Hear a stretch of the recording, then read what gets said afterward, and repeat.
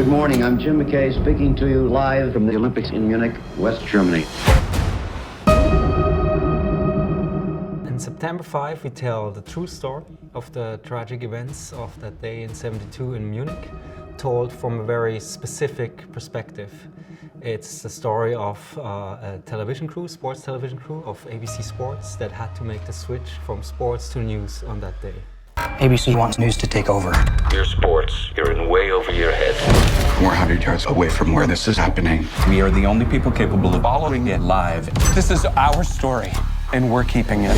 What do I tell the cameras? What do you mean? I mean, can we show someone being shot on live television? When I first read the script, I didn't necessarily see it as a thriller, but I saw it as an important piece of history and a page turner for me as an actor.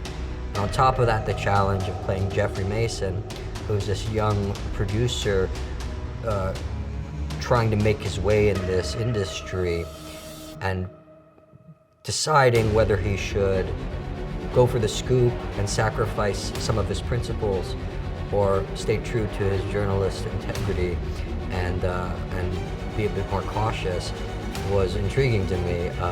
That push and pull, that internal struggle was really rich, and it drew me to the script. I was immediately intrigued by this concept for two reasons. One is from a filmmaker's point of view. I thought the challenge interesting to tell a story that more or less takes place in one room, in the studio, with the monitors being the only window to the outside world, to what's happening actually really close to them. And the other thing was that as someone who's working in the media myself, I thought that I felt much more connected to tell something about the media on that day, the role of the media. Talk me through the day. Starts with volleyball, then there's boxing. Good. It's America versus Cuba. Sure you want to bring in the politics? It's not about politics, it's about emotions. The movie, although it is more than 50 years ago that this happened, it feels very relevant for today because while the technology might be a different one today, these moral questions are still the same. And while maybe today everyone has a camera and a TV in their pocket, it is interesting to take a step back and look at how that was for the first time covered in live television. So I think ideally we want to raise some questions. To a lot of these questions I wouldn't know the answer myself, but ideally the audience walks out of the movie and would talk about and think about how we consume media today. Tim, as our writer and director, offers a very Swiss perspective, and it may sound strange, but it's like a Swiss watch. He's so precise, he's so laser focused, and he knows exactly what he's going for. He made it very clear in our first conversations that he wanted this to feel as authentic and as honest as possible, and he really gave us the stage to play it that way. And that goes to our production designers who created this amazing set that had working equipment from the period that we could use, that was tactile and just rich in texture. And that was all because of Tim's focus and his research and his study and his ability on the day to let his actors be free. What's the situation?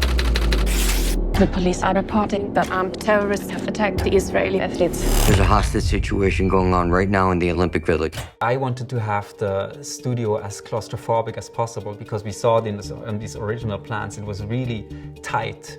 So for example, what we didn't want to have is moving walls. Usually in these sets you have moving walls so that you can position the camera a little bit more comfortable.